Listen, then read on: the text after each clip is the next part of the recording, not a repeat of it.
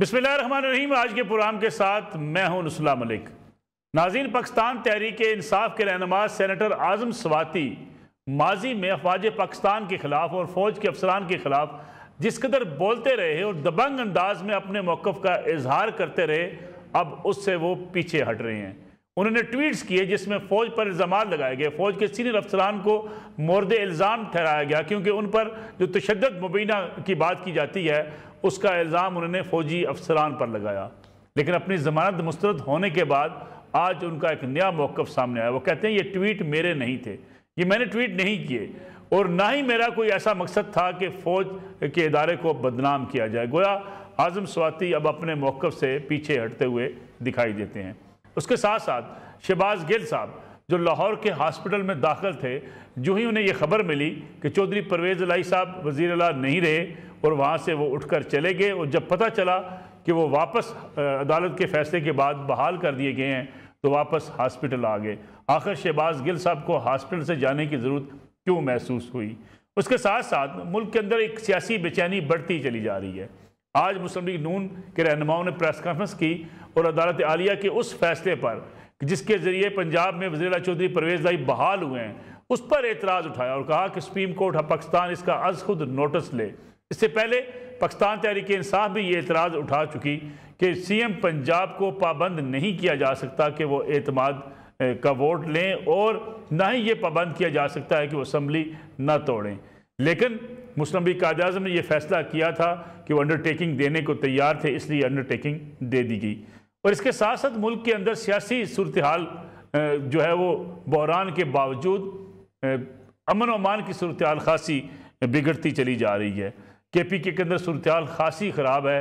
तहरीक तालिबान पाकिस्तान का रदम तहरीक तालिबान अपनी कार्रवाइयों में मसरूफ़ है, जिनके खिलाफ एक भरपूर और एक फैसला कुन कार्रवाई का आगाज़ भी किया जा रहा है। इसका भी जायज़ा लेंगे आज के प्रोग्राम के अंदर कि आखिर सियासतदान आपस में लड़ते रहे, सियासी हुकूमतें एक दूसरे को नीचा दिखाने में मसरूफ़ रहीं, दूसरी तरफ मुल्क की मैशत और मुल्क में अमन अमान की सूरत हाल के ऊपर ख़तरात मंडलाते रहे। इसका भी जायज़ा लेंगे और साथ साथ ये देखेंगे कि पंजाब की सियासत आखिर अब किस तरफ जाती हुई दिखाई देती है। एतमाद का वोट अगर लेंगे चौधरी परवेज़ इलाही तो क्या उसमें कामयाब हो पाएंगे या नहीं हो पाएंगे? प्रोग्राम का आगाज़ मैं करना चाहूँगा, हमारे साथ मौजूद है आमर सईद रां साहब, मारूफ मुल्क के कानूनदान हैं। उनसे पूछेंगे आखिर दोनों जमातें अदालत के फैसले से नाराज़ क्यों हैं। उसके बाद हमारे साथ ब्रिगेडियर महमूद शाह साहब भी मौजूद हैं, फवाद अहमद एंकर पर्सन भी हमारे साथ मौजूद है, Ali Haider senior anchor person भी हमारे साथ मौजूद होंगे। आमर सईद रां साहब, आज की प्रेस कॉन्फ्रेंस अगर आप सामने रखें, मुस्लिम लीग कायद आज़म के इस फैसले के बाद अंडरटेकिंग देने के बाद PTI भी नाखुश थी, आज PMLN और PDM भी नाखुश है। देखिए जी, जो एक फ़ैसला हमारे गवर्नर साहब ने, हमारे लिए बड़े काबिल इज़्ज़त हैं, रात के अंधेरे में एक शब खून मारा है कि मेरे ऑर्डर की इम्प्लीमेंटेशन नहीं हुई है, तो उन्होंने एक पंजाब जो पाकिस्तान का सबसे बड़ा सूबा है उसके सूबे के चीफ एग्जीक्यूटिव को कैबिनेट के साथ डिसॉल्व कर दिया। ये एक इलीगल एक्ट किया है जो उन्होंने, उस इलीगल एक्ट को हमने जाके चैलेंज किया, गवर्नमेंट ऑफ पंजाब ने चैलेंज किया चौधरी परवेज़ इलाही साहब की तरफ से कि जो मुझे एतमाद का वोट लेने का कहा जा रहा है उसमें मुझे तो बुलाया ही नहीं गया। वो इशू चल रहा था बिटवीन गवर्नर और स्पीकर के दरमियान, उसमें जब तक रेफरेन नहीं करेंगे और वो कहें कि मैंने एतमाद का वोट नहीं लेना है तो उससे पहले आप उनको अपने ओहदे से हटाने का उनके पास इख्तियार कोई नहीं था। लेकिन एक एक्ट किया गलत, उसको जब चैलेंज किया हाई कोर्ट के अंदर तो हाई कोर्ट के फुल बेंच ने ऑलरेडी, इससे पहले भी आप देखेंगे 1997 के अंदर हमारे मंजूर भट्टू साहब वाला केस था, उसके अंदर भी इस तरह की सूरत हाल आई थी, तो उसमें कोर्ट ने उनका जो ऑर्डर था ये सस्पेंड किया। अब सस्पेंड करने में उन्होंने ये कहा कि वो जो चीज़ है वो पुरानी उसी दिन के ऊपर आ जाएगी जिस दिन परवेज़ साहब वज़ीर आला थे और बाकी उनकी कैबिनेट काम कर रही थी। अब जो आप कह रहे हैं कि उसकी जो इन्होंने वहाँ पर स्टेटमेंट दी है कि हम असेंबली डिसॉल्व नहीं करेंगे, तो ये कॉन्स्टिट्यूशनली फ्लॉ पैदा होना था कि अगर कोर्ट ऑर्डर सस्पेंड कर देती थी तो वो इस सुर में जा रही थी कि 1997 वाली जो जजमेंट थी उसके तहत कहीं ऑर्डर सस्पेंड करें और आप जाके असेंबली डिसॉल्व कर दें। उससे लोगों ने यही कहना है कि ये कोर्ट ने बैठ के असेंबली डिसॉल्व कराई है, कोर्ट ने अपनी चीज भी सिक्योर करनी होती है। दूसरी बात ये कि ये कह रहे हैं आज इनकी रहनुमा जो मुस्लिम लीग नून के बैठ के कह रहे हैं कि कोर्ट को, सुप्रीम कोर्ट को 100 नोटिस लेना चाहिए। और भाई अगर अदालतें कानून कॉन्स्टिट्यूशन की रखवाली करें, कॉन्स्टिट्यूशन इलीगल को काम हो उसको अगर सस्पेंड करें तो उसके ऊपर कोई ऐसी मिसाल मौजूद है माजी में कि किसी ऐसे फैसले की बुनियाद पर जो लाहौर हाई कोर्ट से हुआ हो, सुप्रीम कोर्ट ने उसका शोक जो है आज खुद नोटिस ले लिया हो? नहीं जी, कभी नहीं, बिल्कुल, क्योंकि अदालतें Lahore high court, Islamabad high court, Sindh high court, ये इंडिपेंडेंट हैं। सुप्रीम कोर्ट के अंदर सिर्फ रिव्यू का पावर हो सकती है या एपलेट अथॉरिटी में जा सकते हैं, 184(3) में जा सकते हैं, उसमें कोई बंदा जा सकता है। हाई कोर्ट के किसी ऑर्डर के ऊपर सुप्रीम कोर्ट के पास पावर नहीं है कि वो उसके ऊपर शो माटो लें। ये एक लोगों को एक मिसकंसेप्शन इस करने की कोशिश की जा रही है कि एक गलत काम कर लिया। एक अदालत का फैसला है, उसको चैलेंज करना है, दे हैव अ राइट को सुप्रीम कोर्ट के अंदर जाएं, इस इंटरम ऑर्डर को चैलेंज करें। उसमें अगर सुप्रीम कोर्ट देखेगी कि इस ऑर्डर के अंदर कोई इलीगैलिटी थी, कॉन्स्टिट्यूशनली फ्लॉ था, तो उसके ऊपर कोर्ट अपना फैसला जारी कर सकती है। ठीक है, हम सही रहा साहब, मैं वापस आपकी तरफ आता हूँ। ब्रिगेडियर महमूद शाह साहब, आज आजम स्वाति साहब ने अपने उस बयान से मुकर गए हैं। वो कहते हैं मैंने ट्वीट नहीं किए फौज के खिलाफ, ना फौजी अफसरान के खिलाफ, और ना ही मेरा मकसद फौजी इदारे के खिलाफ कोई मुहिम चलाना था। जबकि उनके ट्वीट्स, उनकी स्टेटमेंट्स, उनके मीडिया के सामने उनकी रिकॉर्डिंग सारी मौजूद है। आजम स्वाति का ये यू टर्न अदालत मान लेगी?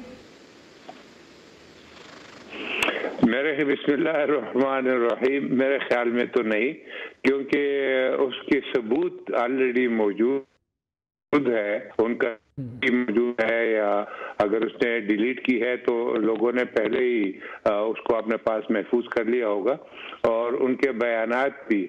और मेरे ख्याल में वो एक ख़ास तरीके में जो तहरीक इंसाफ कर रही थी उनका इमरान खान, वो इनको भी इस काम पे लगाया गया था। जिस तरीके से पहले उनके चीफ ऑफ स्टाफ थे गिल साहब, उनको लगाया गया था। तो मेरे ख्याल में ये चीज़ें जो है जब अदालत में आएंगी तो उनसे इनकार मुश्किल है, और अदालत इसको देख सकती है, उसके एविडेंस मौजूद थे।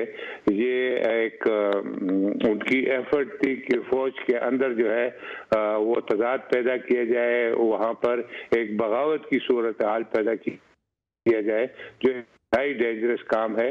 और मेरे ख्याल में फौज इसको नॉर्मल ले रही है, लेकिन हमारे जैसे फौजी कहेंगे कि इन दोनों आदमियों को फौज में कोर्ट मार्शल के जरिए डील करना चाहिए, जहां मुल्क की सलामती को वो चैलेंज करे। तो मेरे ख्याल में उसकी मिसालें मौजूद है, और मेरे ख्याल में एक फील्ड जनरल कोर्ट मार्शल जो है वो सिर्फ 3-4 दिनों में इसको डिसाइड कर देगी और इनको सजा होगी। लेकिन अभी हमारी अदालतें काम कर रही हैं, मेरे ख्याल में वो भी इस चीज को देखेगी, और आजम स्वाति के साथ की जो ये चालाकियां है ये नहीं चलेगी।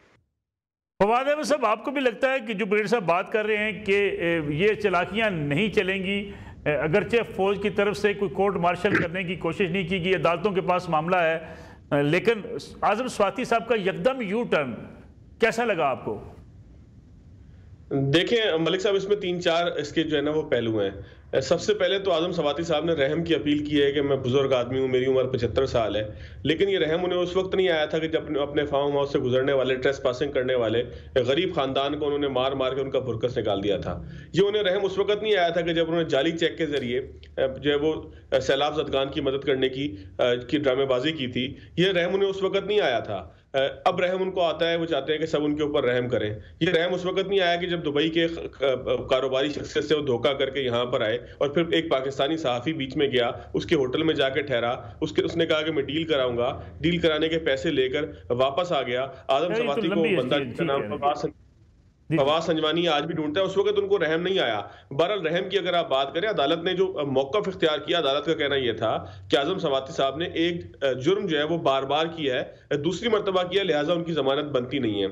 आप देखें कि आप फौज को गाली दें, आप फौज के अफसरान को गाली दें, ये सारा उसी चीज़ का तसलसल है। अगर आपको याद हो कि बुशरा बीबी ने डॉक्टर अरसलान से बात करते हुए कहा कि अरसलान बेटा, इसको साजिश से लिंक कर दो, इसके ऊपर खेलो। खुद इमरान खान साहब के हवाले से कहा जाता है कि जब सैफर का मामला उनके सामने सामने आया तो उन्होंने कहा कि इसके ऊपर हम खेलेंगे। तो बुनियादी तौर पर ये सारे के सारे लोग जो हैं वो कानून और आइन के साथ भी अब खेलना चाहते हैं। ये अदालत के अंदर जो सवाती साहब अपने बयान से मुकरे हैं, ये बुनियादी तौर पर कानून के साथ खेलना चाहते हैं। उस कानून के साथ खेलने के लिए उन्होंने एक तरीका ये अपनाया है कि उस तमाम चीजों से मुकर गए हैं कि जो उनके ट्विटर अकाउंट से होती रही। हालांकि इससे पहले जो कुछ वो पीडी के जलसे में 26 नवंबर को करते रहे वो भी सबके सामने है। इस तरीके की जबान वो इस्तेमाल करते रहे वो भी सबके सामने है। जिस तरीके से इमरान खान साहब की आशीर्वाद उनको थी वो भी सबके सामने है। जिस तरीके से शहबाज गिल साहब ने 26 नवंबर को एक तकरीर की जिसमें उन्होंने जो है वो इंतहाई वाहियात, नाजेबा और घटिया अल्फाज इस्तेमाल किए खवातीन की मौजूदगी में, एक पूरे क्राउड में कि जहां बच्चे भी मौजूद थे, जहां बुजुर्ग भी मौजूद थे, खवातीन भी मौजूद थी, नौजवान लड़कियां भी मौजूद थी। उन्होंने इंतहाई बेहूदगी से बातचीत की और उसके साथ साथ आप देखें कि इसके पीछे जो है वो एक पूरे इल्जामात का एक सिलसिला है जिसमें फौज को, फौज के अफसरान को, फौज की क़यादत को वो निशाना बनाते हैं। आप देखें इमरान खान साहब फरमाते हैं कि मैं जो है वो इस वजह से खामोश था कि जनरल बाजवा आर्मी चीफ थे, आप खुद खामोश थे, लेकिन आप अपने जो है वो हवारियों को, अपने चमचों को, अपने दाएं और बाएं को आप फौज के पीछे लगाए हुए थे कि आप इनको गालियां दें। तो ये खान साहब की सियासत है, इसका एक वतीरा है, ये इसी तरीके से करते हैं, इसको यूटर्न कहते हैं। और इस यूटर्न लेने के बाद उसको कवर करते हैं कि देखते हैं किस तरीके से चाल चली है, किस तरीके से हमने लोगों को बेवकूफ बनाकर हम जो है मुल्क और रियासत के ऊपर खेलते हैं। फवाद साहब मैं इस पे आमिर सईद साहब हमारे से चूंकि मौजूद है, मारूफ कानूनदान भी हैं, उनसे भी हम चाहेंगे हमारी रहनुमाई कर दें। आमिर साहब, ये अदालत में जाकर इस बयान से मुकरा जा सकता है जो आप कैमरा के सामने आप ललकारते रहे हों, आपने ट्वीट्स किए हों, आपने कहा मैं छोड़ूंगा नहीं, एक बाकायदा एक सीनियर अफसर का नाम लिया जाए, क्या इसको अदालत मान लेगी कि वो सारा मेरा कुछ नहीं था? देखिए जी, सादी सी बात है, जो कानून शहादत है उसके मुताबिक कोई भी ऐसी स्टेटमेंट जो पुलिस के सामने दी गई हो या कोई ऐसी चीज़ हो वो एडमिसिबल नहीं होती है। स्टेटमेंट तो वो रिकॉर्ड होनी है जो एक मजिस्ट्रेट के सामने आप 164 की करते हैं या जज के सामने ट्रायल कोर्ट के अंदर जो स्टेटमेंट रिकॉर्ड होती है उसकी वैल्यू होती है।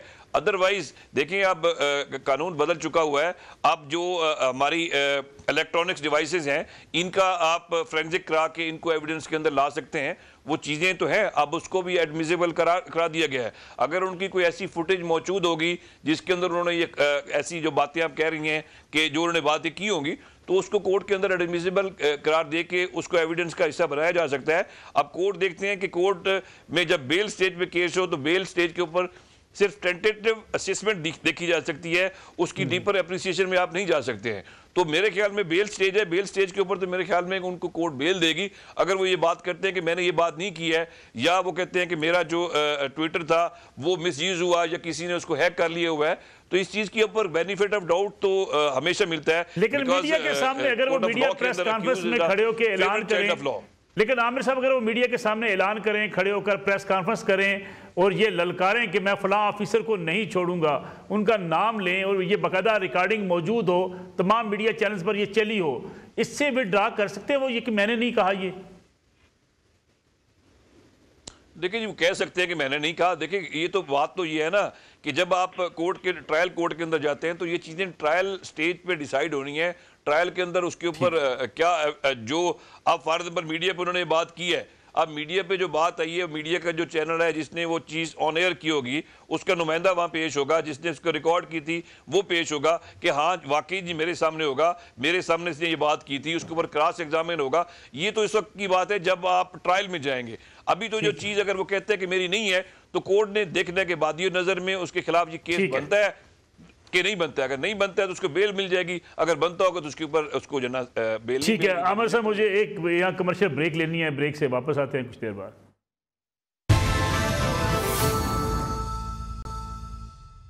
प्रोग्राम एक बार फिर खुशामदीद महमूद शाह साहब, ये बताइएगा कि इस वक्त जो मुल्क की सियासी सूरत हाल है, सियासी बेचैनी है, सियासी बहरान है, दूसरी तरफ कलदम तहरीक तालिबान पाकिस्तान जो है वो चैलेंज कर रही है, बाज़ जगहों पे दहशतगर्दी के वाक़यात हो रहे हैं, KPK का सूबा इस वक्त सबसे ज़्यादा निशाने पर है, लेकिन KPK की हुकूमत हो, वहाँ की असम्बली तोड़े जाने की बातें हो रही हैं, हुकूमत तोड़ने की बातें हो रही हैं।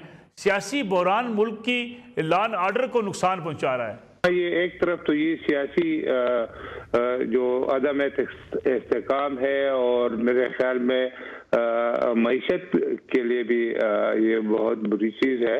लेकिन दूसरी तरफ ये एक जंगी सूरत हाल बनती जा रही है, एक लिमिटेड वॉर, महदूद जंग की हम बात कर रहे हैं, जो कि कंटिन्यूस होना चाहिए। मेरे ख्याल में इसके ऊपर पॉलिसी हमारी बनी थी अफगानिस्तान की तरफ और ये दहशतगर्दी के खिलाफ। उसमें एक चीज थी कि IBO यानी इंटेलिजेंस बेस्ड ऑपरेशन, मैं समझता हूँ कि वो कंटिन्यूस होनी चाहिए, अभी शुरू कर देनी चाहिए। ऑफ एंड ऑन नहीं कि एक दहशतगर्दी का वाकया हो गया। अभी हम देख सकते हैं कि दहशतगर्दी जो है KPK से निकल के इस्लामाबाद तक पहुंची है और कोई मुश्किल नहीं है कि लाहौर तक भी पहुंच जाए, कराची तक भी पहुंच जाए।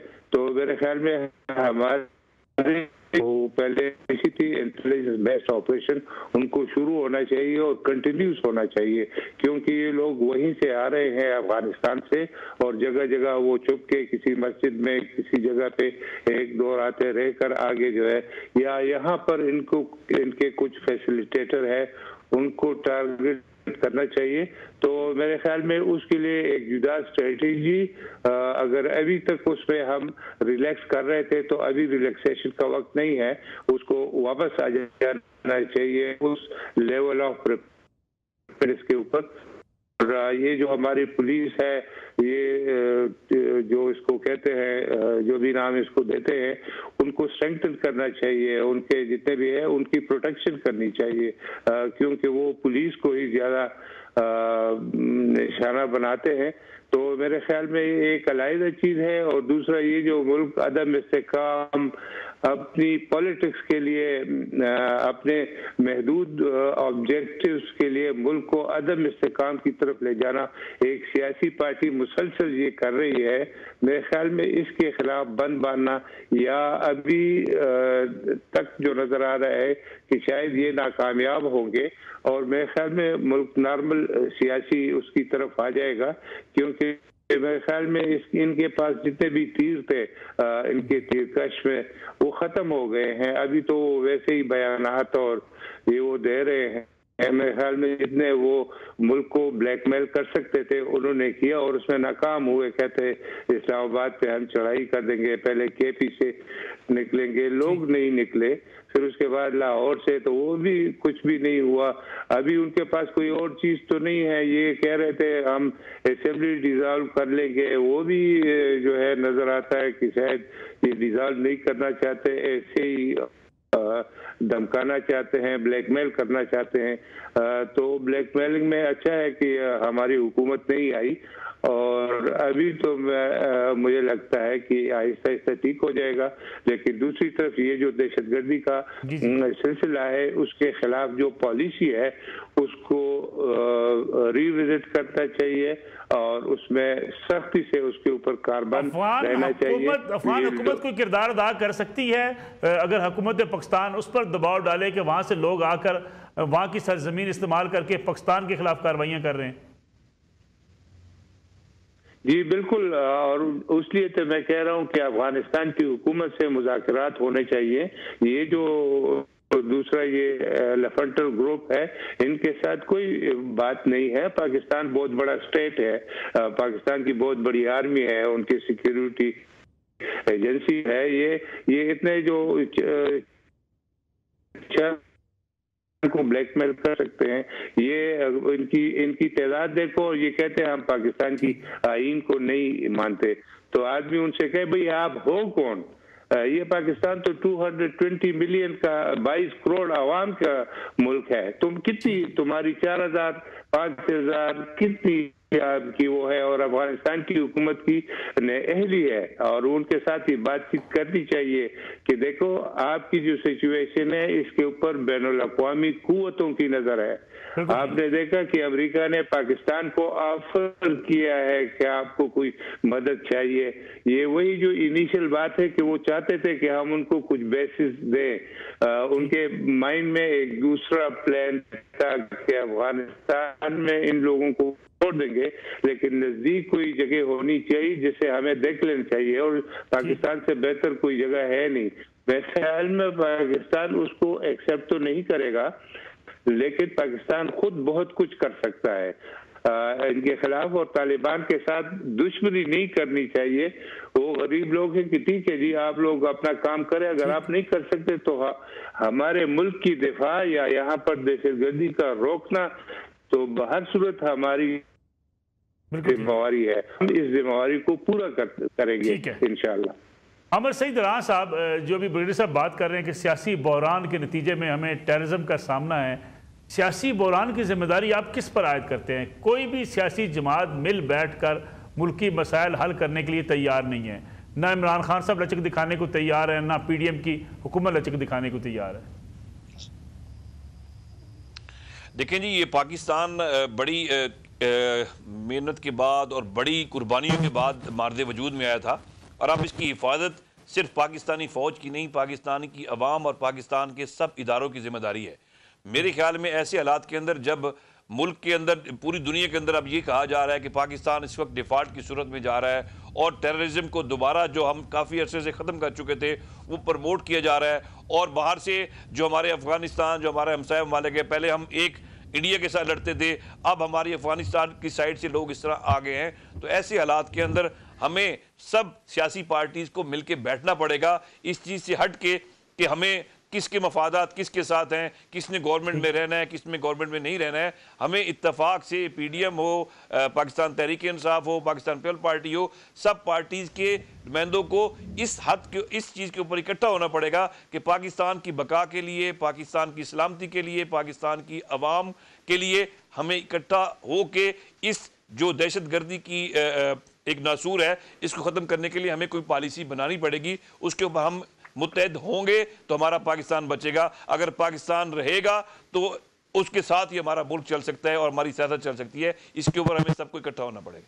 फवाद अहमद साहब, दहशतगर्दी इस्लामाबाद तक पहुंच गई, सियासतदान आपस में लड़ते रह गए, एक दूसरे पर इल्ज़ामात लगाते रह गए, बनेगा क्या? क्या हम वाकई जो अभी राना साहब बात कर रहे हैं कि सियासतदान मिल बैठे, एक पॉलिसी बनाएं, हमें दहशतगर्दी को रोकना है, मैशत को बेहतर करना है, लेकिन हर रोज़ हर वक्त लड़ाई आप TV चैनल्स पर देख सकते हैं, हर प्रेस कॉन्फ्रेंस एक दूसरे के खिलाफ इल्ज़ामात की बारिश। देखें जी मलिक साहब, मुझे एक बात बताएं, बन्नू के अंदर जो वाकया हुआ, जिस इमारत पे हुआ, वो किसके मातहत थी? CTD था ना, CTD सूबों के मातहत है, चाहे पंजाब हो, चाहे सूबा सिंध हो, चाहे जो है वो KP के हो, तमाम सूबों के मातहत उसका इदारा है काउंटर टेररिज्म डिपार्टमेंट। उसकी इमारत के ऊपर हमला हुआ था। आपने किसी एक वजीर का बयान सुना? आपने किसी KP के एक वजीर का बयान सुना? वजीर आला को कुछ कहते हुए सुना? उस वक्त तो जमान पार्क के अंदर मौजूद थे जब सूबे का चीफ एग्जीक्यूटिव सूबे के अंदर अमन अमान को छोड़कर जो है वो ये तैयारी करेगा कि उसने इस्लामाबाद के ऊपर जत्था लेकर किस तरीके से आना है। जब सूबे का चीफ एग्जीक्यूटिव जमान पार्क के अंदर इमरान खान साहब के साथ बैठकर हुकूमतें गिराने की साजिशें करेगा, तो फिर तो यही सारी सूरत हाल होगी, क्योंकि सूबे के अंदर अमन अमान की जिसकी जिम्मेदारी है, जब वो किसी और काम में लगा हुआ होगा तो फिर पीछे से दहशतगर्द इस तरह से बनाते हुए फिरेंगे, और इसी तरीके से जो है वो फिर आप देखेंगे कि एक दिन इस्लामाबाद तक पहुंच गया और खुदा न खास्ता किसी बड़े नुकसान का सबब भी बन सकते हैं। बुनियादी तौर पर देखें, सियासी जमातें उस जानिब मुल्क को ले आई हैं कि जहां पर मुल्क के अंदर माशी अदम इस्तेहकाम के बाद अब बदअमनी की भी एक बड़ी लहर आ रही है। इस वक्त आप देखें, अल्लाह अल्लाह करके ऐसा हुआ था कि पाकिस्तान के अंदर वो तमाम सरगर्मियां जो दहशतगर्दी की वजह से किसी एक खास वाकयात के तनाजुर के अंदर रुक गई थी, वो दोबारा शुरू हुई हैं। फिर देखें, अफगानिस्तान के अंदर इमरान खान साहब उस वक्त भी इंतहाई नाबालगी और नापुख्तगी का सबूत देते हुए इन्हीं तालिबान को, इन्हीं लोगों को इंतहाई वेलकम करते थे कि जो आज आपकी बात सुनने के लिए तैयार नहीं है। पाकिस्तान ने डिस्प्लेजर दिखाया कि आपकी सरजमीन से दरअंदाजी हो रही है। चमन के ऊपर जो वाकयात हुए, किस तरीके से अफगान फोर्सेस जो खुद काबुल के कंट्रोल में नहीं है उनकी फोर्सेस, लेकिन खुद काबुल के कंट्रोल में नहीं है, उन्होंने जो है वो पाकिस्तान को निशाना बनाया। फिर काबुल दुनिया के अंदर एक वाहिद पाकिस्तान था कि जिसका सफारतखाना काबुल के अंदर मौजूद है, उसके सफीर के ऊपर हमला हुआ। तो इन तमाम चीजों को खारजा पॉलिसी के साथ साथ अंदरूनी मामलात के साथ साथ पाकिस्तान को देखना होगा कि किस तरीके से इन तमाम लोगों को पाबंद करें कि वो पाकिस्तान के अंदर किसी भी बदअमनी के जो है वो हिस्सा ना बने, चाहे फिर वो एक नरम गोशे की सूरत में हो। अगर आप नरम गोशा हमारे पड़ोसी मुल्क ने पाकिस्तान के अंदर दहशतगर्दी करने वालों के हवाले से रखा होगा तो वो भी हमारे लिए उतना ही नुकसानदेह है जितनी दहशतगर्दी है। और आपने बात की सियासी क़यादत की, तो खान साहब से फिर आपने क्या लेना, क्योंकि वो अपने इक़्तिदार की खातिर एक किसी फर्द की तरह के जिसकी आंखों पर पट्टी बंधी हो और वो चलते चले जा रहे हैं, उसके रास्ते के अंदर चाहे फिर वो साइफर के मामले के ऊपर खेलना शुरू कर दें, उसको गद्दारी से मुंसलिक कर दें, चाहे वो दूसरों को काफर काफर और गद्दार कहना शुरू कर दें, चाहे फिर वो मुल्क के इदारों के ऊपर तनकीद में उस हद तक चले जाएं कि जहां पर जो है वो वापसी मुमकिन ना हो। जिम्मेदारी तो फवाद साहब सब की है ना, कहीं ना कहीं कोई रास्ता निकाला जाए ताकि इस जो दहशतगर्दी है इसका मुकाबला किया जा सके। एक ब्रेक का वक्त हुआ है, ब्रेक से वापस आएंगे, बात करेंगे केपी के असम्बली और पंजाब असम्बली के टूटने की। पंजाब असम्बली भी ऐलान कर रही है कि हम जो ही एतमाद का वोट लेंगे चौधरी परवेज़ लाई असम्बली तोड़ दी जाएगी। फिर क्या उसके साथ केपी की असम्बली भी टूटेगी, नए इंतखाबात होंगे तो मुल्क का सियासी बुरान ख़त्म कैसे होगा, इस पर बात करेंगे एक ब्रेक के बाद। प्रोग्राम में एक बार फिर खुश आमदेद। ब्रिगेडियर महमूद शाह साहब, आपका सूबा है केपी के, पंजाब असम्बली तो ना टूट पाई, केपी के असम्बली भी ऐलान के बावजूद ना तोड़ी गई, वजह क्या है? पीटीआई तो ऐलान कर चुकी थी कि हम दोनों असम्बलियां तोड़ देंगे। पंजाब के अंदर चलें, एक कानूनी मसला जो है उसको सामना करना पड़ गया परवेज़ लाई साहब को। केपी के वज़ीर आला तो किसी वक्त भी एडवाइस भेज सकते हैं। बेशक मैं समझता हूँ, अब ज़ाती मेरी राय है कि मेरे ख्याल में वो इनको नहीं तोड़ेंगे। वैसे ही कह रहे हैं और डरा रहे हैं और ब्लैकमेल कर रहे हैं, लेकिन जैसे आपने खुद फरमाया कि जहाँ पंजाब में उनको कोई मुश्किलात है तो केपी में तो कोई मुश्किलात नहीं है। हुकूमत भी इनकी है और इनके पास मेजॉरिटी भी है, 2/3 मेजॉरिटी भी है यहाँ पर। और यहाँ पर हमने इनको देखा है, इनने पहले 4 साल 5 साल हुकूमत की, उसमें भी कुछ नहीं किया, अभी भी 5 साल हुकूमत की तकरीबन ने कुछ नहीं किया। वही हालात है जो पहले से थे, तो क्यों नहीं तोड़ते? वो तोड़ते इसलिए नहीं है कि इनके जो रिसोर्सेज है सूबे के वो इस्तेमाल हो रहे हैं अपने सियासी मकासद के लिए, और जब ये नहीं होंगे तो ये कैसे मतलब है कि काम करेंगे? ये तो अभी तक कह रहे हैं जहाज नहीं मिले, हेलीकॉप्टर नहीं मिला, फलाना नहीं मिला। तो मेरे ख्याल में एक्चुअली ये एक गीदड़ बबकी है, एक ब्लैकमेलिंग का जरिया है, वरना इनको इख्तियार है कि पर अभी चाहते पंजाब में भी तोड़ सकते थे, पहले भी तोड़ सकते थे। कितने महीने कि अगले महीने मैं ऐलान करूंगा, अगले महीने ऐलान करूंगा, क्या मतलब है? आपने तोड़ना है तो तोड़ दें। जब आप सब कुछ ठीक था, अभी तो अदालत में मामला चला गया, तो कहते इसके बाद कहते जब ये खत्म होगा तो हम तोड़ देंगे। मेरा ख्याल नहीं है कि वो तोड़ेंगे। और अभी इनका जो बयानियत है आहिस्ता आहिस्ता वो भी पिट रहा है और मेरे ख्याल में जमीन बोझ हो रहा है। तो मेरे ख्याल में टाइम के साथ इनको वो अकल आएगी कि इनका टाइम गुजर गया है, और मेरे ख्याल में तोड़ने से या न तोड़ने से कोई फर्क नहीं पड़ेगा। आमिर साहब, चौधरी परवेज़ साहब एतमाद का वोट ले लेंगे, अगर नहीं वोट ले पाते तो फिर क्या होगा? देखिए जी, हमारे पास फिगर्स पूरे हैं, 186 चाहिए तो 186 से ज़्यादा हम इंशाल्लाह मौजूद हैं। ये जो इनकी ख्वाहिश है पीडीएम की शायद चौधरी परवेज़ लाई साहब एतमाद का वोट नहीं ले सकेंगे, वो बिल्कुल गलत है। चौधरी साहब इंशाल्लाह जिस वक्त कोर्ट से केस ख़त्म होगा और केस ख़त्म होने के बाद वापस आएंगे तो इंशाल्लाह चौधरी साहब एतमाद का वोट लेंगे। मे बी उससे पहले भी हो सकता है कि एतमाद का वोट ले लें। जब एतमाद का वोट ले लेंगे तो फिर उसके बाद तो उनके पास रास्ते खुले हैं ना। वो जिस वक्त खान साहब कहेंगे, क्योंकि कल भी मोहन अली साहब ने वहाँ कोर्ट से निकलते ये बात की थी कि जब हम एतमाद का वोट लेंगे उस दिन हम असेंबली डिसॉल्व कर देंगे। वो खान साहब ने जो कहा हुआ है उसकी बात के ऊपर बिल्कुल इंशाल्लाह हम साथ चलेंगे। फवाद अहमद साहब, आपको लगता है जो आमिर साहब बात कर रहे हैं कि एतमाद के वोट के लिए 186 वोट पूरे हैं, चौधरी साहब ले लेंगे पूरे वोट? देखिए, अगर इतना आसान होता है चौधरी साहब के लिए वोट पूरे करना तो चौधरी साहब कर चुके होते हैं। और जो लोग भी वोट देंगे 186 के 86, उनको पता है कि वो फिर एमपी नहीं रहेंगे, और कुछ पता नहीं वो कब तक एमपी ना रहे। जिस तरह से मुल्क के हालात हैं, माशी हालात हैं, इलेक्शन की तरफ जाते हैं नहीं जाते, या जो है वो केयर टेकर सेटअप तवील हो जाता है, आइन में गुंजाइश मौजूद है। तो इन तमाम चीज़ों को अगर किसी और गुंजाइश के तहत जो है वो इस्तेमाल कर लिया गया तो फिर ये जो 186 अरकान है कि जो परवेज इलाही साहब को एतमाद का वोट देंगे, एक तो परवेज इलाही साहब खुद भी नहीं चाहते।